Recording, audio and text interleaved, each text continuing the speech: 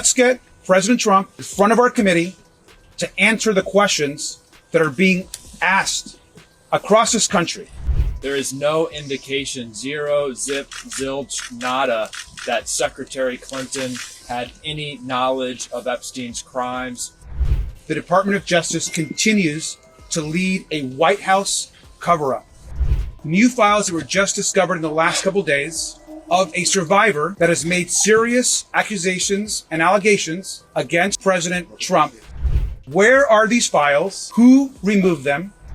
Well, good morning, everyone. My name is Robert Garcia. I'm the ranking member for the Oversight Democrats. We're here today, of course, for 2 days of depositions of both Secretary Clinton and former President Bill Clinton. So I'm going to have some general comments. We will actually be back out here to answer any questions once we've actually started the depositions, but we wanted to make some brief comments right now, and then we'll go ahead and go in and start. Let me just begin by saying that Oversight Democrats, from day one, we have said that we want to talk to anyone, any person with information about Jeffrey Epstein, about his crimes, about how he was able to get so much wealth. We will talk to any single person, whether that is a Democrat, a Republican, how much wealth they have, how powerful their position is. We want to talk to anyone. So we're happy to be here, and we're glad that both Secretary Clinton and former President Clinton are willing to talk to this committee. I also think it's important to note, I'm glad to see that we have our Republican colleagues here. As a big group of them. I wish they would have joined us at the Les Wexner deposition, but I'm glad that they're here now to get questions answered.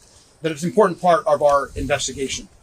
Let me just add that as it relates to Secretary Clinton, who's here today, she has been very clear. She's never met Jeffrey Epstein. We have no evidence of her having any interactions with Mr. Epstein. And so I think that's important to note as we walk into this deposition. But I also want to say, which I think is very important, that at this very moment, the Department of Justice continues to lead a White House cover-up.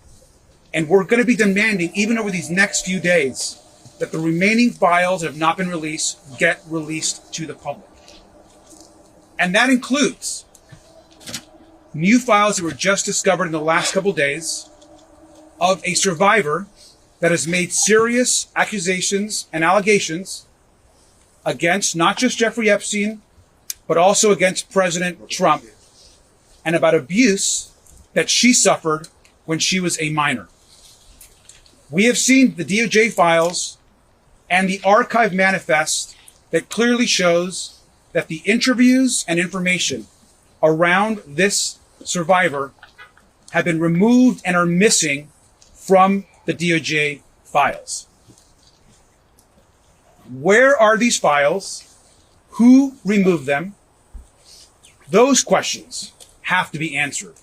What we have is a survivor that we have verified, that others have verified, and those files are missing. It's not just those. It's an additional 50% of files that are missing. It is unconscionable. It is illegal. And Pam Bondi and the president need to answer to where those files are.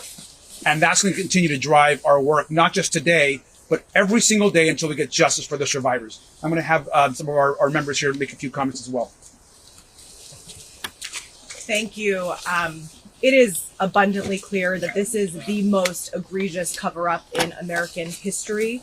The recent reporting by the New York Times, NPR, and other media outlets that have verified this, demonstrating that the Department of Justice, in addition to violating the law over and over again, as they refuse to release the full and unredacted files, have withheld 50 pages of allegations against President Trump. This cover-up needs to end immediately. I am glad that we are here today as part of this ongoing investigation, because we will accept any information that anybody can give us about Jeffrey Epstein's vast child sex trafficking operation.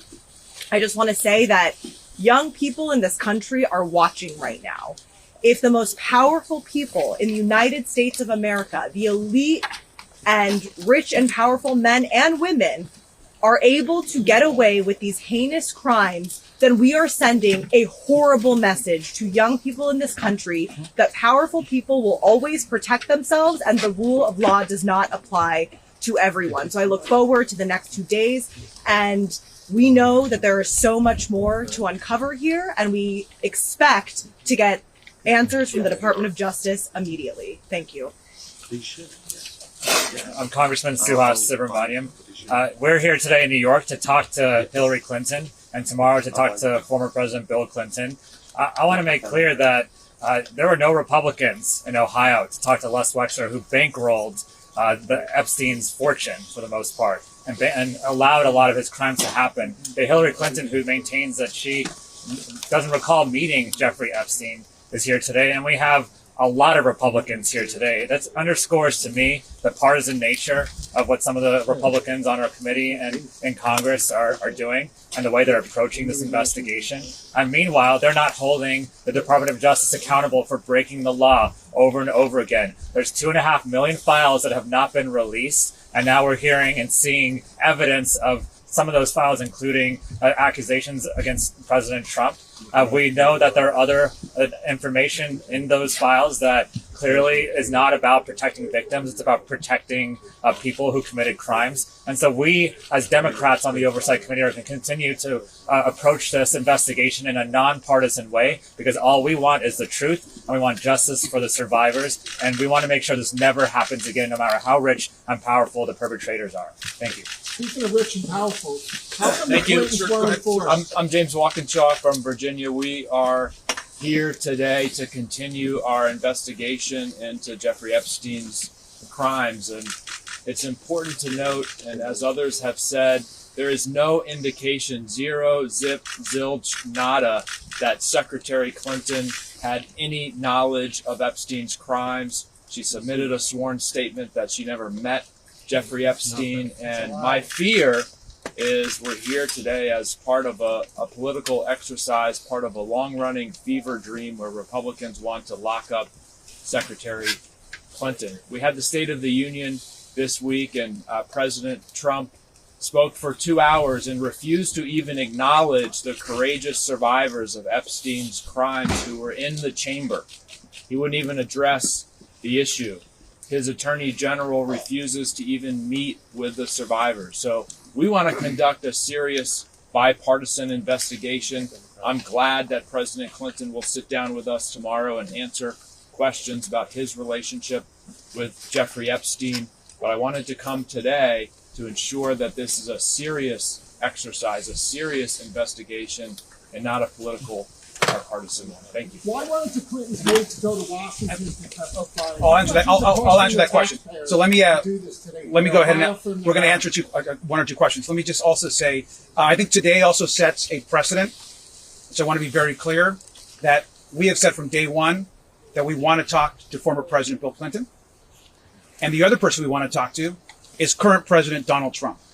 And so we should be very clear that now that we're going to hear from former President Clinton, I hope that Chairman Comer and the Republicans will join us in demanding that the person who actually appears more times in the files than the former president, who we want to speak with, is President Donald Trump.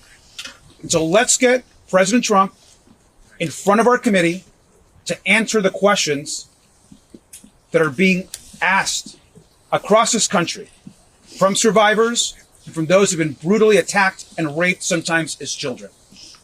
Let's release the files and answer one or two questions. Thank you. So, should the Clintons have come forward sooner to testify and be deposed in front of the committee? And also, what are the discussions with Republicans about bringing other administration officials like Lutnick, who are mentioned in these files? We want to hear from Howard Lutnick. Howard Lutnick, of course, said that he stopped communicating with Epstein, our Commerce Secretary, then goes on to visit Epstein's island, communicate with him, go into business with him, all of which was not disclosed. He should not be the Commerce Secretary right now. As it relates to the questions about the location was selected by Republicans. The majority controls where and how these depositions are done. We want to continue hearing from folks. Just a question. What could they possibly ask Hillary Clinton all day? They've mentioned Maxwell at the wedding. And what questions, you said you're happy to talk to anyone. What questions do you have for Hillary Clinton, given that she said she's not an action? We're gonna give the Secretary an opportunity to clarify any questions that Republicans might have, that we might have. Look, if she has any information that could be helpful to the investigation, we want to hear that. And so we're going to find out here, and we'll report back with actually being asked, but broadly speaking, anyone that has any information, whether they're Republicans or Democrats, we want a nonpartisan investigation, and that's going to include ensuring that President Trump comes before our committee. Yes. Do you have questions about the Clinton Global Initiative and the fundraising involved? There's going to be questions asked about that. So thank you very much. We'll come back Mr. out. Garcia? Thank you.